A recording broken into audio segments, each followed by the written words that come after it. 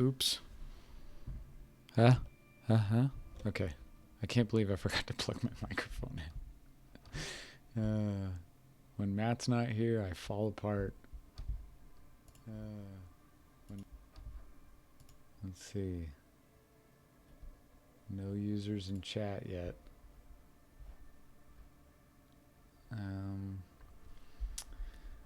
Well, we'll give it another 5 minutes.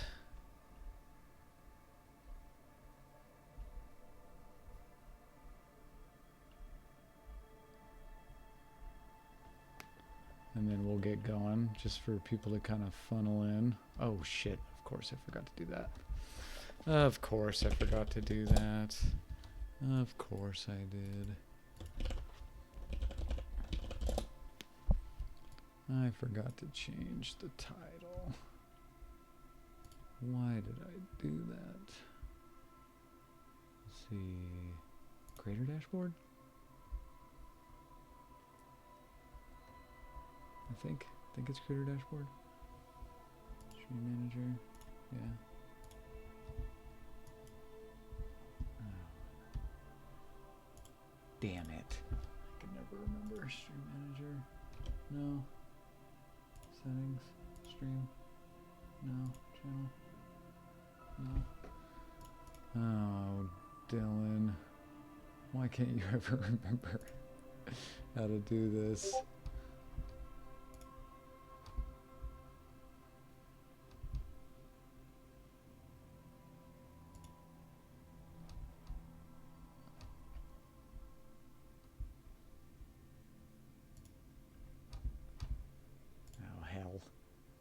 Okay. Video producer? Is that it? No. Stream manager?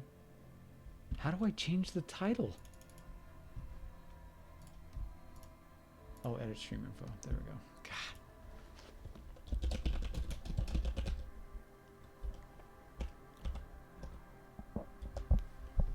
So let me change that real quick.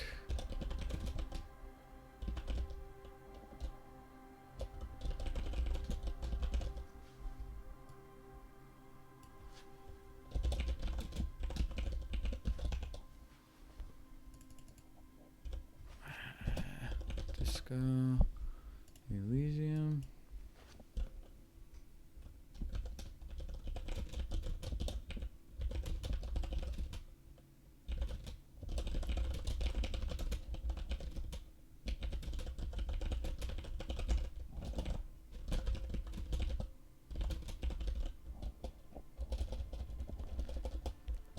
Sorry, everyone. I forgot to change all this stuff because I always do. Okay. That's now fixed. Hello, Squishy Buff Dave. How's it going? There's going to be no Matthew with us today. Matthew, unfortunately, couldn't make it. So it's just going to be me, which is fine. I mean, it's not fine. I miss Matt, but it'll be okay. We'll make it through without him. So just kind of waiting to see if there's anybody else coming. Should also probably just close that on down. But yeah, so I'll be flying solo. I'll be desperately trying to keep my morale up solo. Now I just have to remember. Yeah, there we go. My last hop. That was my save. 2:59. So give it another minute-ish, and then we'll get going. How's everything going? Hello, Two Lengths. How are the games coming? Have you guys started yet? It's all right if you haven't. I'm just curious. I would have started, even though it's technically cheating, I guess.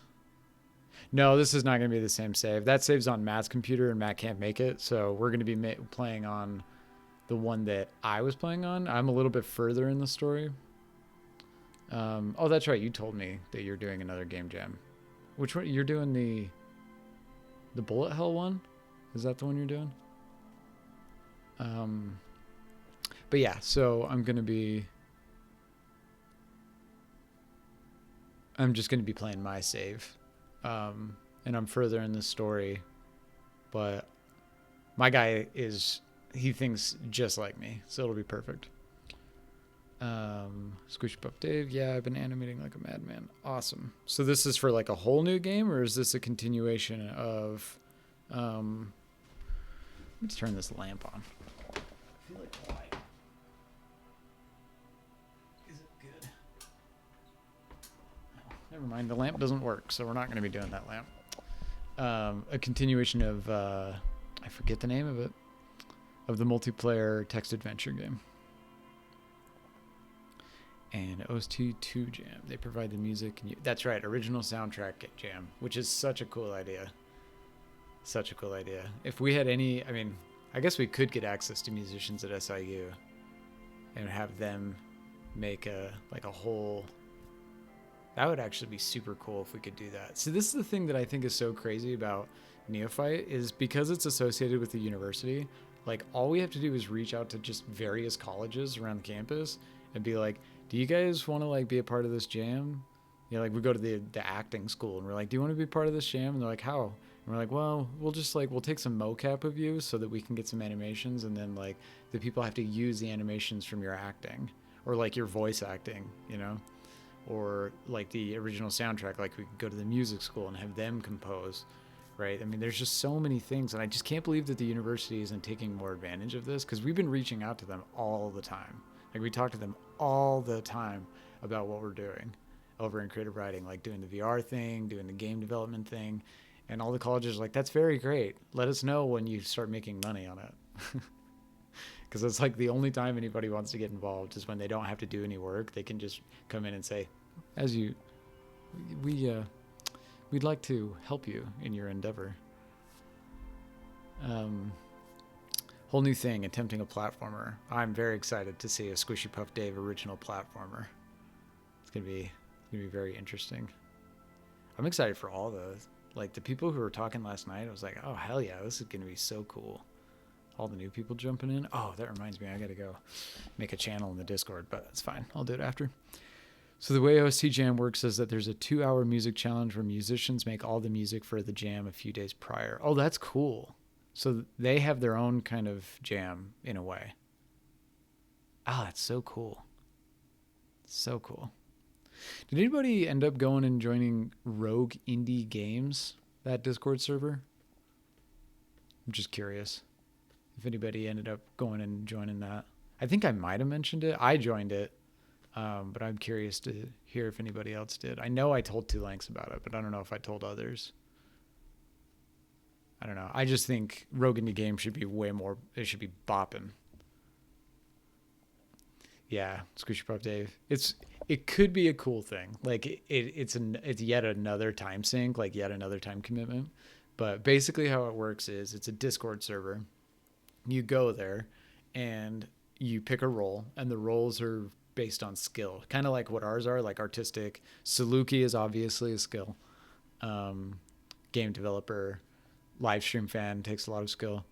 But in their Discord, in Rogue Indie Games, you can pick like developer, composer, artist, writer, various other jobs. And when you pick them, the server runners kind of randomly pull like 5 names out of a hat, and they put you on a team. And they just say like, okay, go, you know, like figure out who your leader is and go forth. And it was pretty cool. Like for me, because I'm fucked. Like I can't really code or anything. For me, it was great because I just went there and I'm like, I'm a writer. And then 15 seconds later, it was like, oh, here's your team. And I'm like, okay, cool. So I was put on a team with like a couple of developers, a composer, like a 3D modeler, like an artist, like another type of artist.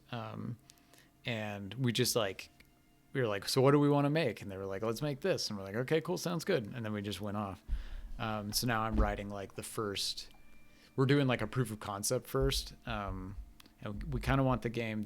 For some reason, it's weird. I got put on the one team of people who like also like Pathologic. So, which we should play that at some point on stream, but that's another conversation for another day. But they also like pathologic, so we're like, let's just try to make like a proof of concept pathologic type game. Let's just do that. That'd be cool, right? So I don't know. I thought it was really cool. But yeah, Rogue Indie Games. So you just like go there, get on a team, and I've heard some of it doesn't pan out.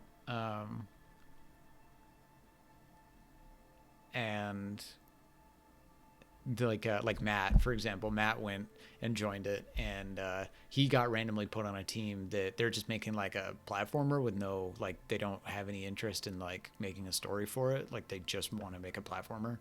So he was like, okay, cool. Well, I'll be over here, waiting until you guys need me. You know what I mean?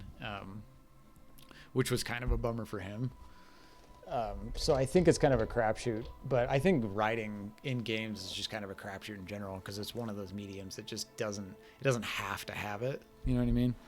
It doesn't have to have a writer, and also a lot of the times the lead game designer also wants to write it. So, at least in the smaller teams. But it's pretty cool though. And then, okay, I don't think I have any other chat messages to respond to. It's a cool idea, but it's one of those where you need project/people. Yeah, it does. It'll definitely, if they can cultivate it enough to keep bringing new people in, I think it'll eventually become an actual thing.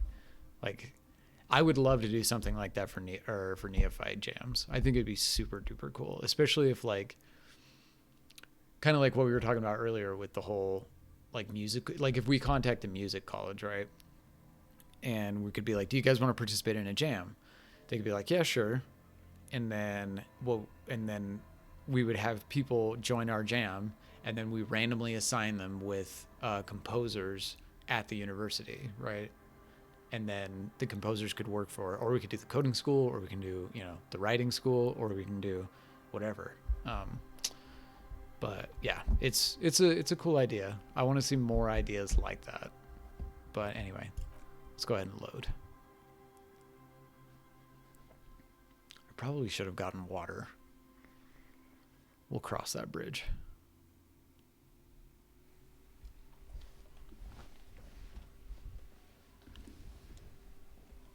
All right. My guy's not looking very happy. Just trying to remember where I'm at. You know that when you come back to an RPG and you're like, oh, what? Who the fuck am I? I'm surprised I've never seen a band release an album in the form of a video game. That would be so cool. Oh, 2 lengths with a clutch. There has been, I think. Was it a metal band? I mean, I do know one thing. So, like, this gets into my fighting game nerddom. But Daisuke Ishiwatari, the guy who makes Guilty Gear, the Guilty Gear fighting games, I'm pretty sure he like just made fighting games because he likes metal music and he wanted his music to do well, so he just put it in a fighting game. Like, he made a fighting game to make music. And the music is really cool. And it's also, like, one of the best fighting games ever made. So, All J released a teaser for their album in the form of a game. Huh. That's cool. Okay. So, hand-eye coordination, endurance. I've tried to just, like, really keep my dude as intelligent as possible while being totally inept in like every other area. But I think I'm going to hold off on leveling up because there might have been some plan that I had. Let's look at my dude. My dude's looking just baller. He's just looking just awesome. Got my bag, got my speed bottle. I'm trying very hard to stay away from any kind of chemicals. Although I do want to kind of experiment. Because I think this is the bottle of like hallucinogens. And knowing Disco, I could imagine that they have some like... I'm afraid to right click. Okay, it just goes into my held hand. Oh, that's funny. Chain cutters. What the hell were those for? Okay. Yes. Tell me about the case again. Would you say this is a mysterious case? I would say it's a mysterious case. Good. Nothing. Okay. I also heard that this, or Matt and I were talking about this. There's actually like Twitch integration in this game, so chat can actually like vote on decisions, which would be really cool. I would love that. I think that'd be super fun. Okay, but I seriously can't remember where I'm going or what I'm doing, so we gotta remember that. This one. Okay. Look for Ruby on the coast. Ruby was in the Cinderblock village but left Monday. She could be anywhere on the peninsula north of the village. Look inside the church. Ask around. There are people to the west of the mural. Or I don't know. Ask a girl on a date. Then ask her. Ask the wind maybe. Return to the Feld mural and consult the wind if you don't know what to do. Other than that, keep searching the coast. The Feld mural? I can't even remember what the Feld mural is. I know that there's a mural like right over here. There's a very interesting thing that I've noticed in games, and it's kind of comes from the idea of understanding a place. So like in writing, I hear this all the time from like snooty academic writers, but I think there might be something interesting and true about it, is that they talk a lot of the time about how you want your setting and your fiction to be like another character, if the story calls for it, and that the setting can be another character, right? And I never really understood how to make that occur in writing, in video or in story writing. Like in my book Salt Lake City, even though Salt Lake City is basically the main aspect of the book, like it's the only thing that makes it not generic cyberpunk fiction, but I still don't feel like that city is a character. I don't feel like it's a character, and so I've never really understood how to do that. And partially I think it's because when I'm reading a book or even sometimes a television show, what does begin like another character mean? I think I meant to say become.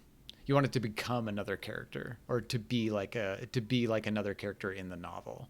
So like, let me think of an example.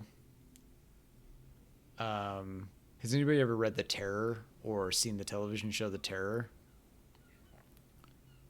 If you haven't, The Terror is basically, it's a story about like early 1900s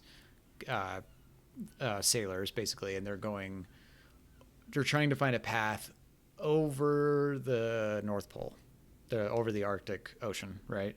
And as they're going, they get stuck. Their ships get stuck. And when I say stuck, I mean like completely, like they cannot move, right? And one of the things that happens in this story is it becomes a survival story, right? It's about a bunch of men on a boat who are trying to not die over the course of like an Arctic winter.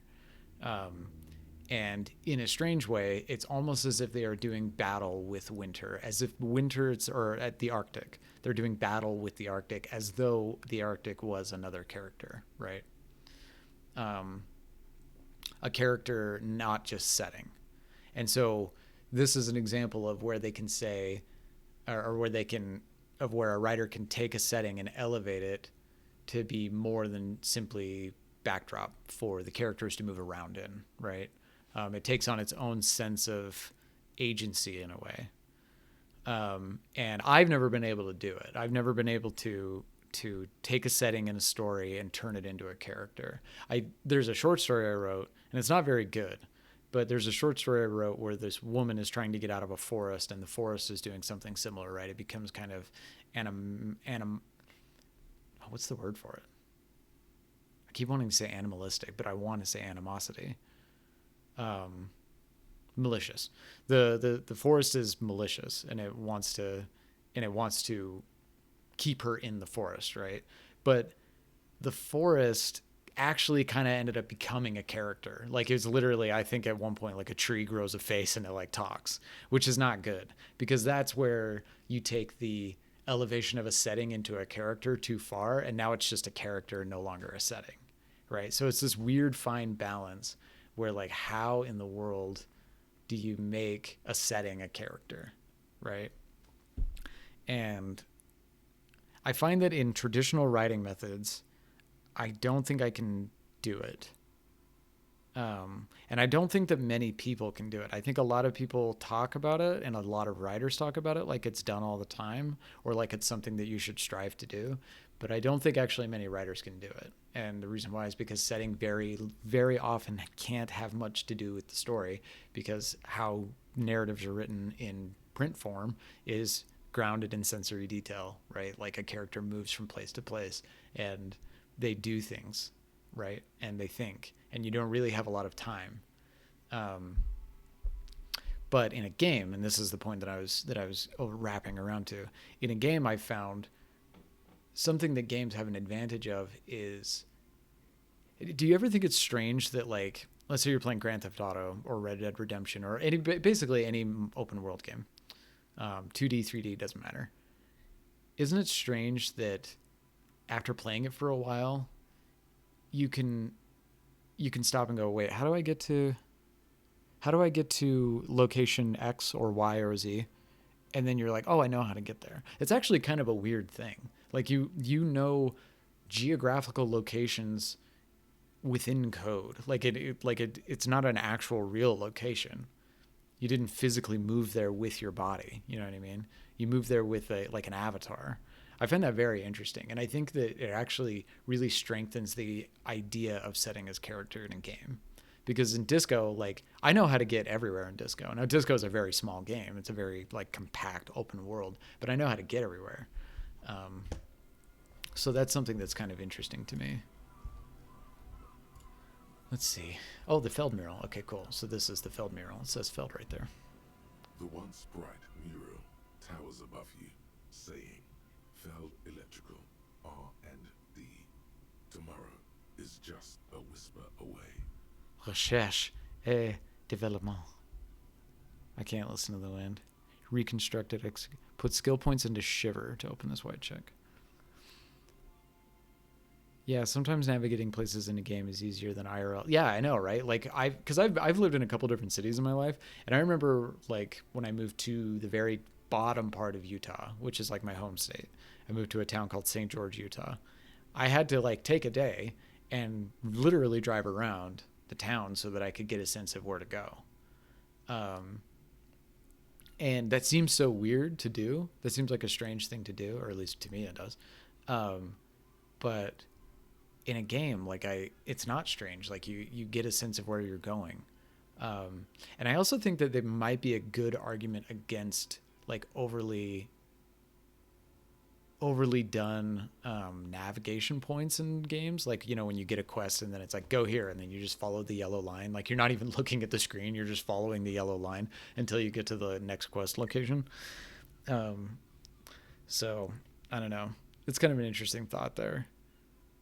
Cause like, what's that one game? The samurai game that just came out, Ghost of Tsushima. There's no map. There's no like mini map. I mean, there is a map. You can like pause the game and go to the map, but there's no mini map that tell you where to go, and there's no nav points. When you want to go somewhere, you just like swipe up on the PlayStation 4 controller, that like little touchpad, and wind blows in the general direction of where you're supposed to go. But the thing that I thought was really interesting about that game is it never was confusing. Like I was never really lost. Like, oh, I just don't know where to go. Like the wind kind of always just carried me to the location I needed to be at. I thought that was genius because it finally took all these weird 21st century nonsensical HUD elements out of the game and just let me kind of pretend that I was a samurai. You know what I mean? So that was cool. But let's go back in here and let's try to level up Shivers. I can't. Fuck. That sucks. Okay, so I can't do anything about that. Otherwise, I would. So that means if I want to find her, Ruby, I can keep searching the coast, which I swear to God, I've already searched it. Yeah, it was a super clever idea. I thought it was brilliant because, like, there's a huge trend in modern games now to take away HUD elements, right? To just get rid of those things because it kind of kills immersion, which I think is good for games. And it's also good for developers because they have to start thinking how better to like convey information without it being Ubisoft. You know what I mean? Like Ubisoft's like notification system is insane. There's like hundreds of notifications around you at any given moment. And it's like, do you want to go here? Do you want to climb to the top of this? Do you want to go open that barrel? And I don't need that. Like, that's too much. It's too much shit, you know? A seller refused to talk about her friends. Maybe she'll open up later after you've helped them set up the nightclub. Right.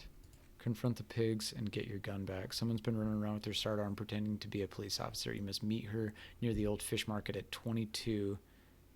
And what time is it now? And get your service weapon back. Just walk past the fishing village until you see the boardwalk. So maybe we should just go make our way down there. Find the murder weapon. Locate a working firearm that shoots 4.46 ammo. Now, if there's anything I know about narrative design, it's that my gun is the murder weapon. But then again, maybe not, because how the shot, I don't know if anybody's actually played this game, but how the shot is, it couldn't be from a pistol. So, well, I think what we're going to do is we're just going to kind of make our way around the coast and then work our way back to the fishing village so that I can get us. Oh my God, it's 19 o'clock. 19 o'clock. It's 19:52.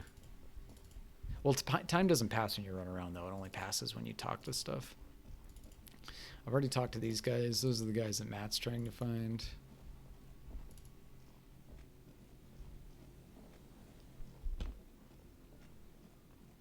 Come on, Kim. Let's go find Ruby. Huh? Seriously? That's odd. Our missions in this game, kind of the thing that's interesting and I think actually really good about this game is that time only passes when you choose dialogue options, because they are time sensitive. Like, but I think you can kind of always go back and finish them. So certain things I actually don't think you can go back to do. But there's so much stuff in this game that I almost don't even know if it matters. And you will inevitably kind of get to the conclusion of the investigation, whether you want to or not, I think. But I do really like in this game that they do not, where are we going? That they do not pass time unless you choose dialogue options. I think it's a really interesting and weird way to go about kind of solving that time sensitivity, because I think there's a sense of veracity that this game adds by the fact that you are beholden to time, right? Like, you actually do have to consider, like, do I go help this person today? This is the only day I can do it. Or like, maybe they won't be there tomorrow, you know? There's a definitely some verisimilitude that is added from that, but I don't know. I can't remember where I was going with that. Whoa. A drop in temperature, an easy flow there. An empty street before you, a thoroughfare unjammed with lorries. No more drivers smoking on hitch steps. Just silence. Chemically sweetened. Across the road, a forgotten bus stop. Corrosion has opened a hole in its roof. An elm tree watches over the building. Its branches are dripping with rain and snow. The road is smooth and motley. Craters filled with a black asphalt.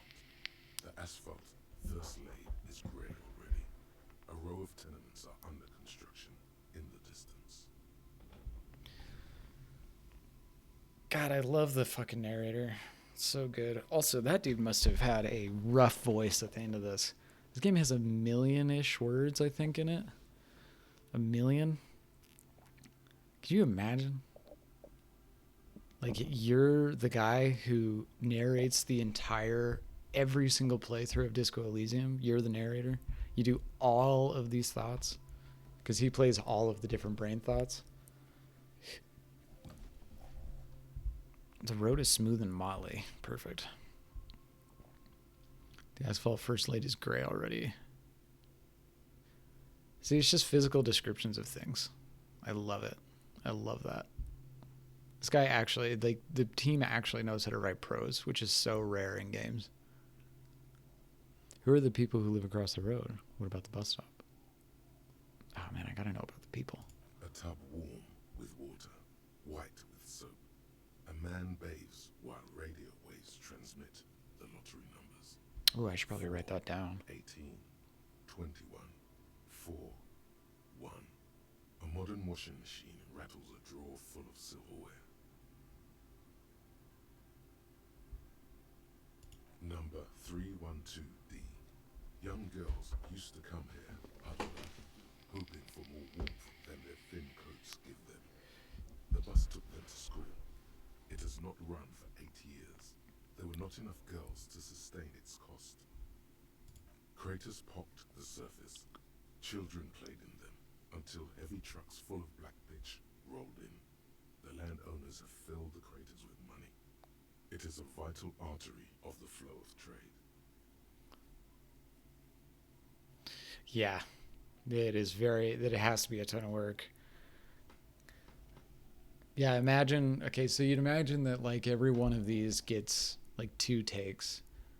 How long does that paragraph take to read? Craters pocked the surface, children played in them until heavy trucks full of black pitch rolled in. See, I'm reading even faster than he was reading. So. There's one bump on the road. A dead dog lies flat about 200 paces away, right at the turn. Tragedy comes from the wheels of a fast RCM vehicle, hurrying to work. The cold washes over you. The sound of the sea has grown distant. So I guess the suggestion is that's my vehicle because I'm part of the Revachol Citizens Militia, or Harry is. The wind moves the aerosol. A detective stands behind the boom barrier. A breeze moves a curl of his hair. Interesting. This is something I find interesting in that it, I feel like this game actually earns, can I not get through here? Huh. It actually earns its world building, which is really hard to do. I think a lot of people get really obsessed with world building and then they kind of forget to tell the story. And you have to actually make the story compelling enough for the audience to want to give a shit about the world building. So there's my car. How do I keep following the coast, dude?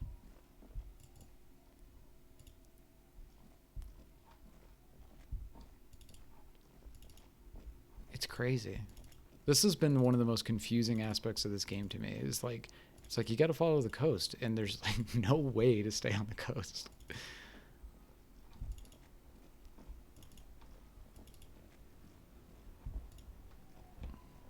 Who's this? I'll just keep the cord Why is she in here? the channel, if that's okay. It's too shallow near the pier. Hi, ma'am. And it's a jetty, by the way. Of course. Jetty. I prefer a good jetty to a pier any day. Jetty. Hello, detectives. That's weird. That's not narrated. It's good to see you here. I only just arrived myself. What brings you here, madame? Nothing, really. I've had my eye on this jetty for weeks now, so I decided to investigate it personally. This cluster of buildings isn't on any of the official maps, as far as I can tell. That. And she's also keeping an eye on you. Spying has such a negative connotation. I did track your progress along the coast, however, and decided I would be better able to assist you from here. Then there's the matter of that little scamp in old lady clothes. She threatened to paint the cordelate she read. Like blood, you see. Well, I like it the way it is. White. How do I like it? The cinder blocks. Construction work left half finished 10 years ago. Water drips down eaves of Eternite. The jetty below her feet creaks to the tune. the smell of salt and dog shit in the background. It's pornographically poor. The street has no name. All the men are dead or missing. And is that the carcass of a motor carriage over there? I think explore the coast is their subtle way of, yeah, you're probably right. That is the answer, because I didn't even know she was here. She, for those of you who haven't played this game, she's on the other side of the channel. That's where you first meet her. It's not really a spoiler. So I found it interesting that she was here all of a sudden. All the men are dead or missing, and that is the carcass of a motor carriage over there. I'm surprised that woman hasn't put me to the sword yet. Maybe she will. You should ask your questions while you can. Dark eyes survey the coast leading up to Martinez. Dull grey metal rests in her scabbard. A sword. The wind is too loud for her to hear. Fortunately for you, madame, the RCM is on the scene. All right. Politics time. Let's react.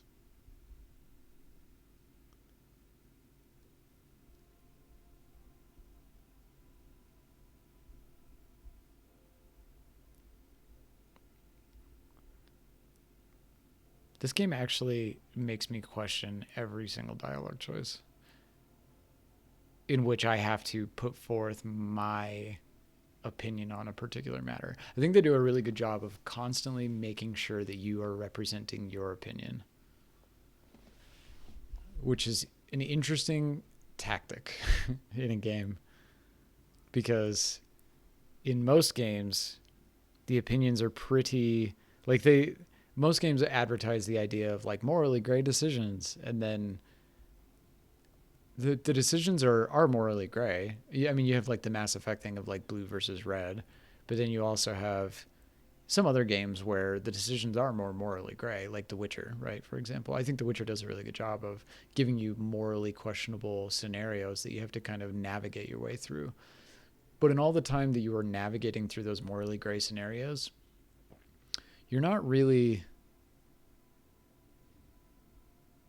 you're always in some way representing the Witcher, or you're beholden to the Witcher, and because he's mostly going to say, well, I killed her because I didn't want her to become a werewolf, or I didn't kill her because she deserved not to be a werewolf, and that is the way of the Witcher, right?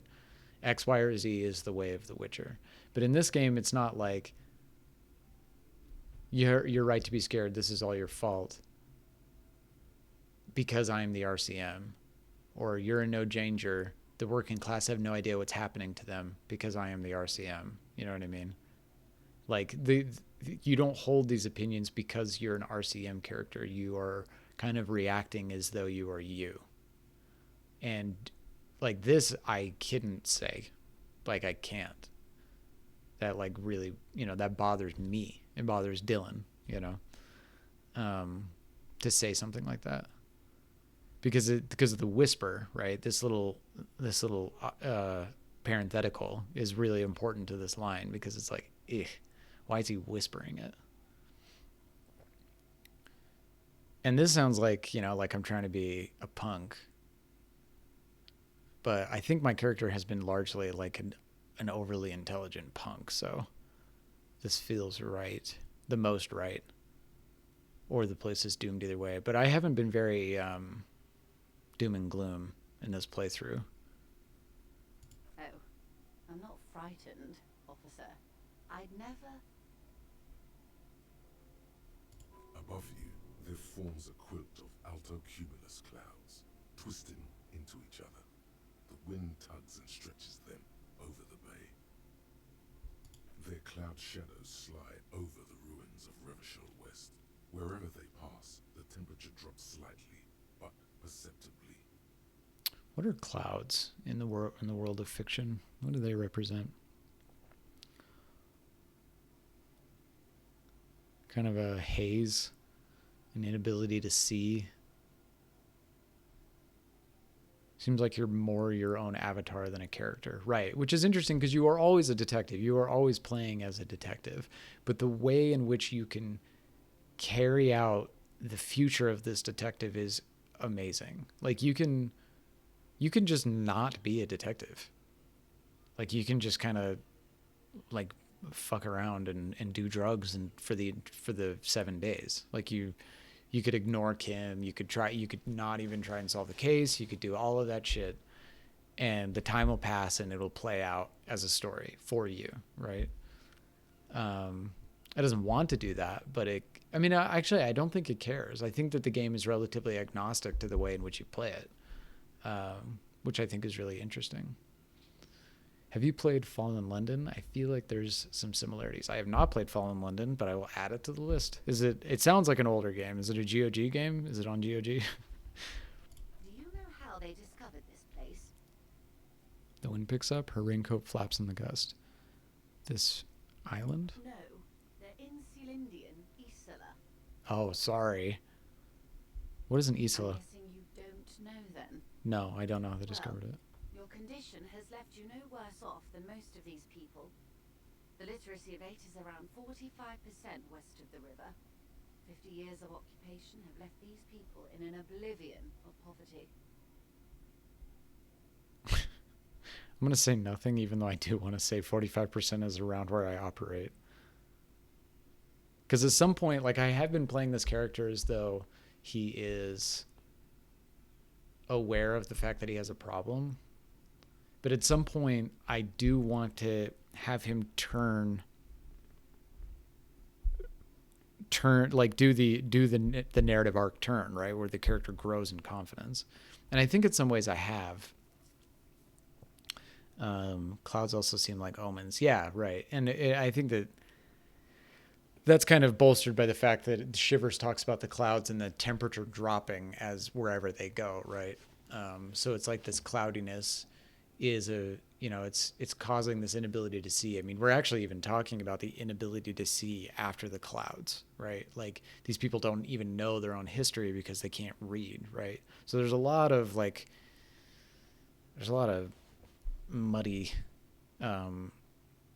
muddiness around thought and poverty.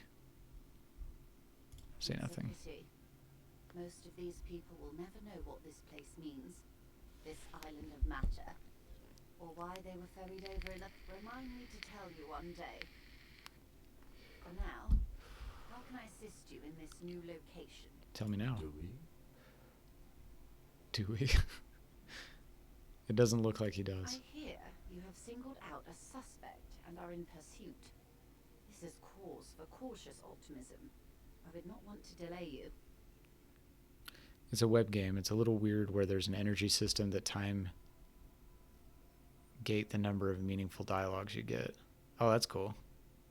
That sounds like kind of like what I did with Disc Jockey, I just realized that Disc Jockey has almost the same number of syllables as Disco Elysium. See, meaningful dialogues. Interesting. Yeah, I should play that. I should play it on stream. I did not want to delay Maybe you. there's something else I can assist you with while you're hot in pursuit. You seem smart. I need someone to give me a lowdown on this reality we're in. Show your badge. I found my badge, by the way. By love, you did. She inspects the piece of blue plastic, her eyes scanning from left to right. Fast, observantly, like an Oh, I probably shouldn't have shown that to her. She is memorizing your badge number. Fuck. I probably shouldn't have done that. Pleased to meet you, Lieutenant W. Frater Dubois. I am glad to see a man of high qualification. The situation is precarious. What can I help you with, Lieutenant Frater? That's actually a really interesting thing that I think this game does really well. So one of the things they talk about, I don't know if anybody's ever seen Mr. Tongue Bee or Mr. B Tongue, Mr. B Tongue. I think it's Mr. B Tongue. YouTube channel. The reality conversation is mating. Okay, I'll do it. But he talks about in old school RPGs like Fallout, the early Fallouts like Fallout 1 and 2. One of the things he talks about in those games that's really interesting is the idea of RPGs having choice and consequence, right? And how many, many modern games represent the idea of choice and consequence, but they have the wrong type of choice and consequence, right? So like the example he uses is Wasteland 2, which is a pretty good game, but in Wasteland 2, you're given a choice. Do I save town A or do I save town B? You're given no information about this decision. It's just you're presented with two quests. If you do quest A, then you save town A. If you do quest B, then you save town B, right? And you're not innate to the world. You're not in the world. You don't know this world very well because it's pretty early in the game, right? So you don't even really understand what the consequences of that action are. It's just that you receive a little snippet of dialogue at the end that says town B was destroyed because of your lack of action, right?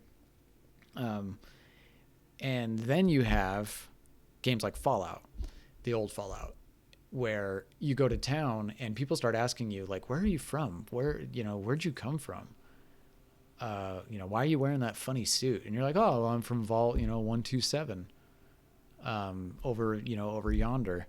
And the game doesn't tell you this, but if you tell people that, then bandits go to that vault and they kill people there, right? And that's a consequence of your actions. And the reason why that is so good is because it bolsters the idea of verisimilitude, where you actually have to think about the things you're doing in the world because your choices actually have consequences. Like me just showing her my badge just then and saying, look, I found my badge, and then she scanned my number, is going to be a problem later because of one split-second decision I made because I thought it was funny, right? That's actual real choice and consequence in a game that is more meaningful than you can get in any other medium, right? Because it personalizes the story because I'm the one that made that choice. I'm the one that clicked. I don't know, it's gone now, but I'm the one that clicked that dialogue option. This reality. She pulls her hood closer around her neck. Yes, reality is your side case. Absolutely. An experimental side case. I'm conducting a personal investigation into the world I find myself in. It's related to that medical episode. I have trouble remembering even the most basic terms of reality. I've been trying to keep that on lock. I've been trying to not really talk about that to people. No time to explain. Just give me the lowdown.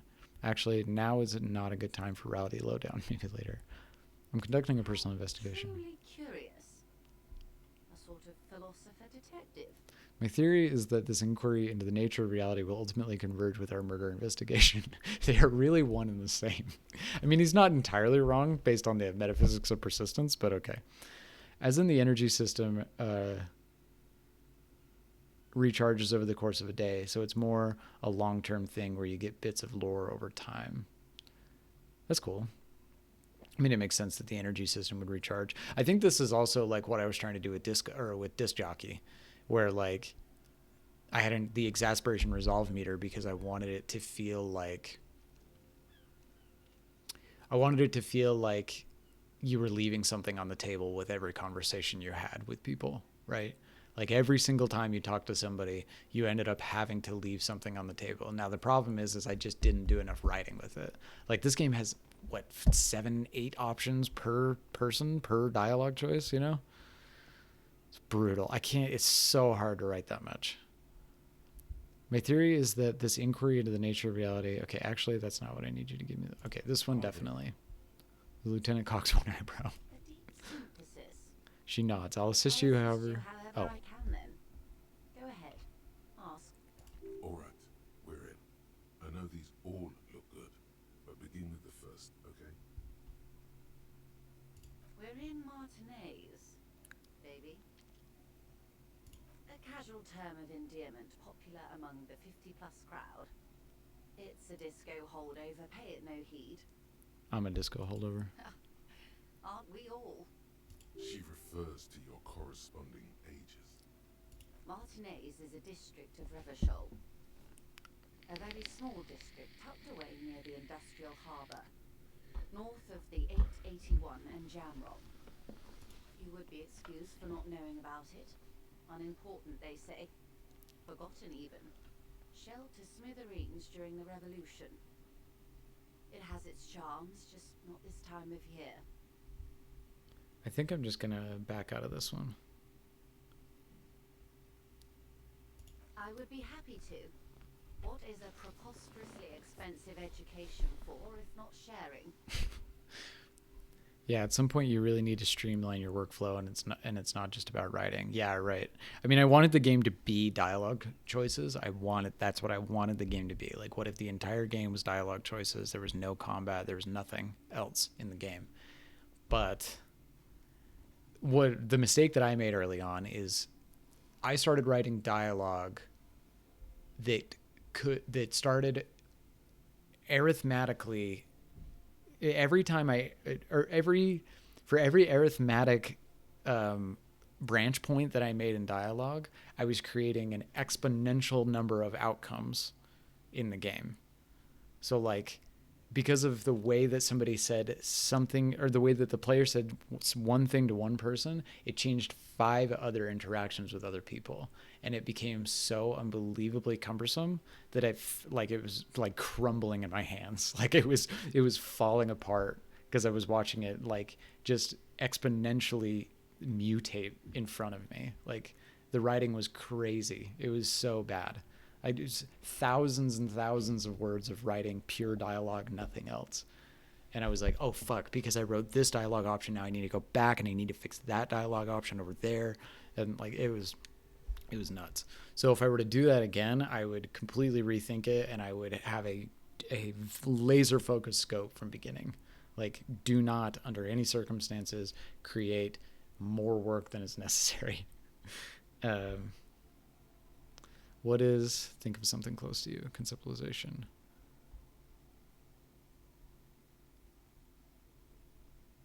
What is this? A Svenicid? A flightless bird of the polar regions?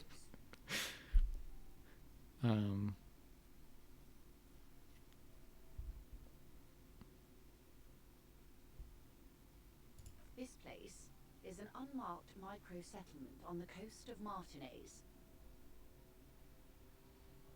It's lovely, really. I'm thinking of buying it. She's not being sincere. Based on her personality, she's not being sincere. Of course. I'm going to try this. Anything. It remains a mystery what you mean by this something close. This isn't about you. It's about reality. What are What you? I am not is a basic term of reality. Yes, you are, Joyce. Don't be so There may humble. be a way to get her speaking about herself at some later juncture. What These times are are these? Unimportant times, Detective. You and I were born after the dust had settled. 1,000th of a second too late. For the big time. The revolution. There's a flash of teeth. I got like such a good image from that. The revolution, she says. Ha, what is this revolution I keep hearing It's about? quite easy. Every 100 years or so, our species gets together to decide what's next, who gets shot in the head, and who gets the mineral rights. It's a real kerfuffle. Those would be the communists. Generally speaking, 40 million people got shot in the head during the World Revolution. But the communists, they all got shot in the head. Let's see. Oh, and the anarchists too. They shot them well. So well, one forgets they even existed. She likes the totality of it.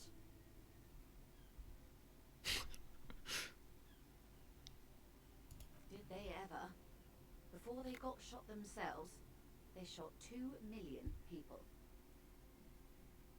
That's a tragedy. My guy is not insensitive like that. Yes. The Red Deluge. The Insulindian Deluge, they call it. Oh, lots of people. Even the king got shot in the head, or thrown beneath a horse, or drowned. Accounts differ. It was unceremonious. Just as well, he wasn't actually the king. Just the king's nephew. The real king abdicated and lived out a long and productive life as a venture capitalist in Grad. I don't care about kings. I genuinely don't care about kings. Who got the mineral rights? When was this kerfuffle? That's enough about these times. All right, Tulang, sounds good. Have fun eating. Who got the mineral liberals rights? got the mineral rights. And by mineral rights, I mean everything. They didn't win so much as survive. We were the last ones standing when the war ended. Right, Everyone else of got course. shot in the head, remember? Naturally. We. She's one of them. Of course. To foreign intervention, the coalition. Those people really took the mineral rights.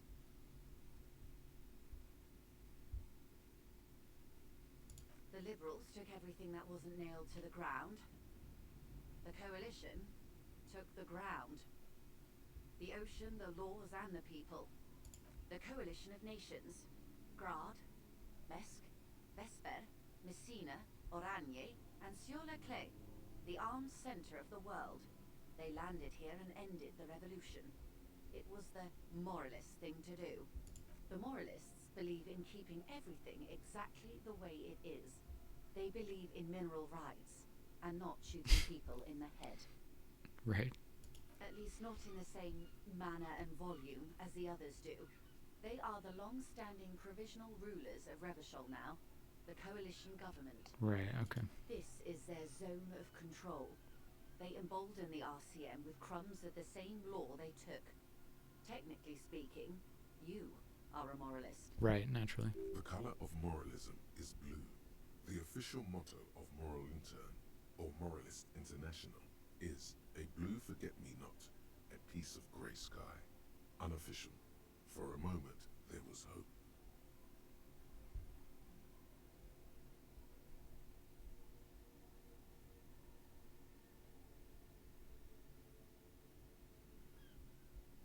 Of course.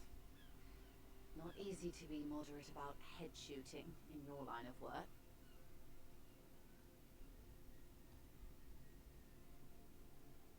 The turn of the century revolution? Don't answer. The revolution began in '02 on the Isla of Grad, though by the end nearly the whole world had gotten involved. It wasn't a who, but a what. A pandemic of Zarat, a particularly virulent prion disease, which the authorities in Grad proved unable to contain. Then Mazov came along and overthrew the government. It made people overthrow their governments.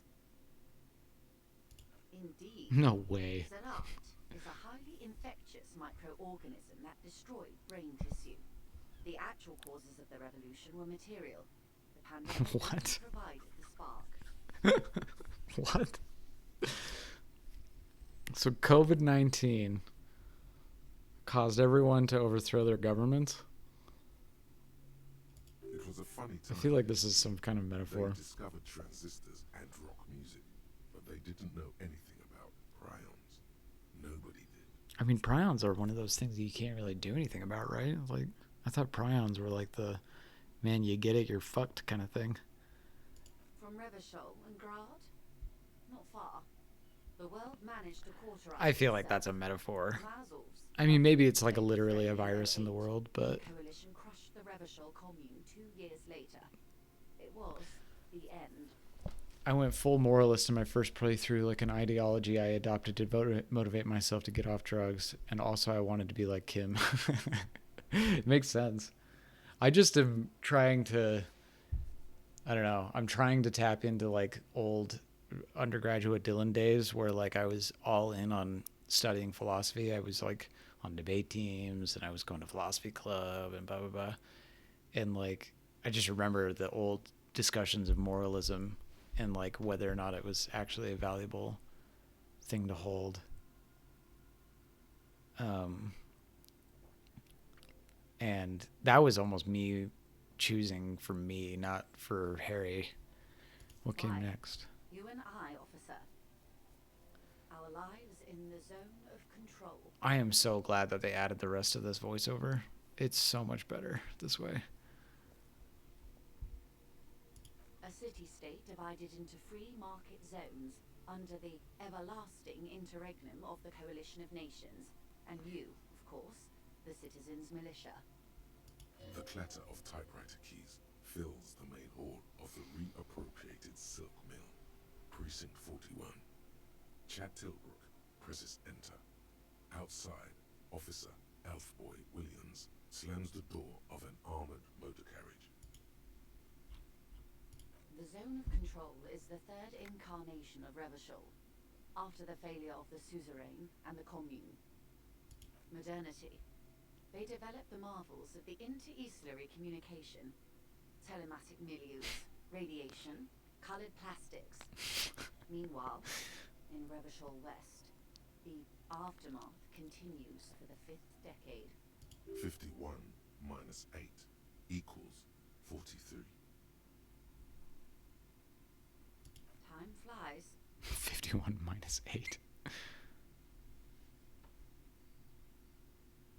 The 20s saw a decade of urban war, west of the river level, offshore platforms in planes. Still, it's regarded as an improvement on what came before. 08 to 19 was simply hell. It's crazy how seriously this game takes its world building. It takes it so seriously.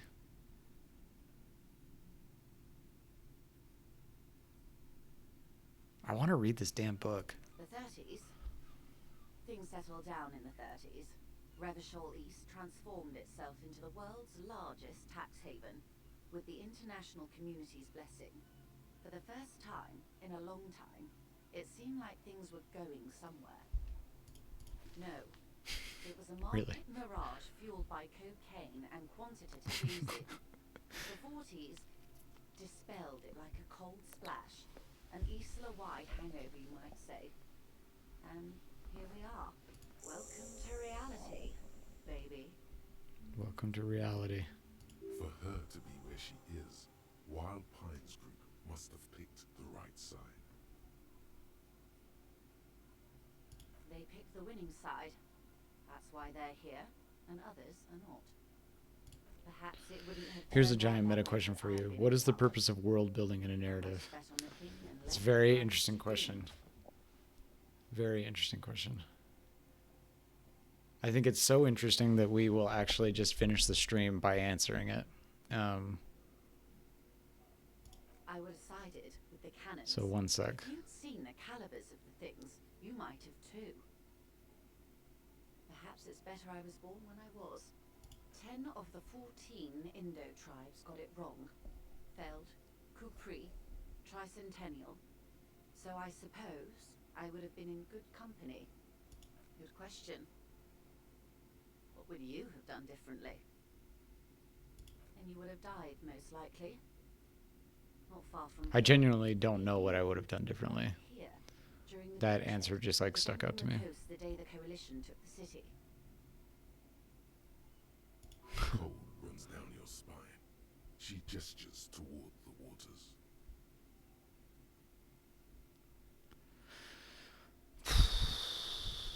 That question's impossible to answer. Or this previous statement. Not Squishy Puff Dave's question. All right, so I'll just finish this conversation off stream because I wanna wrap up and I wanna answer this question. So I think the purpose of world building. There's a thing in fiction, and I talk about it all the time. I talk about it in our streams like constantly, and journeyman writers do this all the time. In journeyman writing, you will very often see somebody write, how dare you, protagonist? Do you not know the code of the Lampanya tribe, right? There's a lamp on my desk, that's why I said that. Of the Lampanya tribe, and then the protagonist says shortly after, of course I know the code of the Lampanya tribe. It's boats, guns, and jumping off buildings, right? Because that sentence was not the characters. That was not for the characters to say to each other. That sentence was for the audience. That was the whole point of that sentence, was to tell them the code of the Lampanya tribe, right? And the problem with this type of writing is that it breaks immersion, because people don't do that. That's not how people do it. They don't announce to like people around them, or they don't announce to each other things that they already know about it, right? So like a better way to write the sentence would be like Sarah words, boats, guns, jumping off buildings, right? Like that's a better way of constructing the sentence. And so the reason why this is related to to world building is because when you understand the world, the writer, when the creator or creators understand the world well enough so that they're basically a historian of it, they then know how much they know all the interconnectedness of all the different ideas that are taking place in the world, right? So like this game uses its world building to have a genuine discussion about morality, about metaphysics, about, because the whole purpose, the whole idea behind this game, I mean, it was developed by like revolutionaries, right? Like they were like Estonian revolutionaries or something. And they wanted to like put their treatise into art form. And originally they were going to make a tabletop RPG, and then they didn't. And then, well, they did. And then after they made the tabletop RPG, the guy, Robert Kurvitz, I think is his name, wrote a book about it, and that was to basically flesh out the world more. And when that didn't go very well, he was like, well, then we're going to do it in a game. And then they got this massive success with Disco Elysium, right? And so what value that the world building adds to a particular work of fiction is verisimilitude. It adds like this sense of, you know, how these characters would live in this world, and you know how these fictional elements would interact with each other, so you won't put anything accidentally at odds with it, right? It's kind of like nerds, like big fucking nerds talk about this all the time with fantasy world building, where like a character in a fantasy world uses a certain type of magic in the story, and then some fantasy nerd will push their glasses up and be like, well, if they can do that, then how come they didn't just freeze the door and open it that way, right? Because that breaks the world. And so the writer didn't do their due diligence sufficiently world building, where they would go, okay, well, the reason why he doesn't just break every door open is because wood is immune to this type of ice magic, right? Like, I mean, that's a really shitty example, but like that's the level of which you need to dive into world building, so that there's a cohesion, there's like a verisimilitude cohesion. I've said verisimilitude a lot this stream. There's a cohesion among all the disparate elements of the fiction, right? So like in this fantasy story that I've been writing for a really long time, I really wanted there to still be I still wanted there to be swords used and like early guns, right? And because there's also some magic in it too. Now, I went and talked to a fantasy nerd friend of mine, and we were extrapolating the problem of that, because I didn't want there to be like manufactured bullets. I wanted them to be more like musket type, blunderbuss type weapons. And he's like, well, if they only have blunderbuss type weapons, then you have to extrapolate that and think about what else they could have. Because if they have anything that is made by the understanding of how to make a blunderbuss weapon, or if they have anything beyond the capabilities of a society that can only make blunderbuss weapons, then your world falls apart, right? And so, to answer your question in a super long-winded way, I think that's kind of the purpose of world building and narrative. I don't think every narrative needs world building, though. I think that if you're just smart about it and you just don't let the characters, like, just make sure that the characters understand what they're saying to each other. As long as the characters understand, it doesn't matter, right? That's the only thing that matters, is just characters talking, and they never turn to the audience and go, just so you know, this is really important, right? It's really important that you know this. So the words of the Lampanya tribe are, don't do that. Just let the characters be real people who talk to each other, and they don't let anybody else know. They don't volunteer information for no reason. Does that make sense? And most of the time you'll get away with it. If you want magic and stuff, just I guess, try to think about how, but it also depends on what you're writing. Like in children's fiction, it almost doesn't matter. It almost doesn't matter because the children aren't really going to be approaching the fiction in that way. It's just, like I said, it's the big, it's the fucking glass pushing nerds that are going to do it. And MFA students apparently. But that is going to be a stream for me. I got to go get some water and I got to say hello to my lovely girlfriend and my lovely dog. So it was nice hanging out with you all, and keep up with the Discord chatting and welcoming people. It's been awesome. And the new jam will be up in 8 days from now, I believe. So we'll have a whole new jam. Times are really fun. Like when people are working on their shit and they're posting all their stuff, all their art, all their writing, they're asking questions. Jam time is a really fun time to be in the Discord and to be on stream. So, all right, y'all. Thank you for coming, and I'll see you later, Squishy Puff Dave, and anybody else who came to the stream. So, as the Germans say, ciao, cacao.